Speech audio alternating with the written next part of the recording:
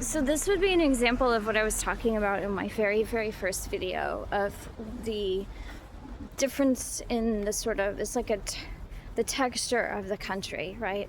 And how I think there's so much charm.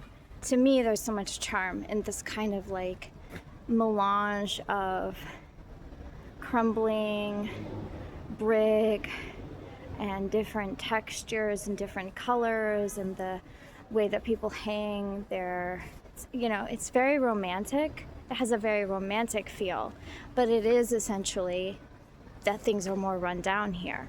I just think it's interesting because I've been thinking a lot about what sorts of things we encounter, what sorts of stimuli signal what in our brains, and how different people register different things depending on their previous life experience and just conditioning.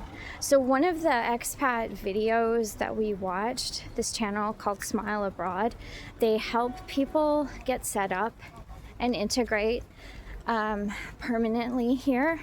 And they were giving one of their advice videos, and they said that one of the people they were advising came to town and immediately said, "Where can I buy a knife? People are looking at me funny." Which I was like, wow, thank goodness I do not feel that way. There are places in the States where we travel, and I have a sort of set of personal safety like protocols or tics that I deploy, and we got here and I did not feel like deploying the same set of tics or protocols as I would traveling in an urban environment in the States that I'm not used to. So going to Baltimore, for example, would be a different, I would be doing things differently. I have not really been, my hypervigilance hasn't really been triggered here. So I am aware though that I don't read the environment well because I'm so new, right? So that is part of why I've pushed myself on my own to get out and explore. When I walk around with Alan, he tends to be the leader, and I don't absorb my surroundings to the degree that I would like to.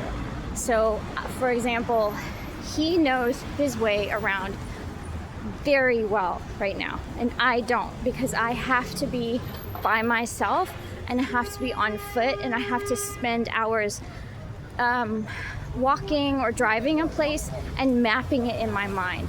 He tends to learn things very well translating from a map or a screen and to the real life. I am not the same.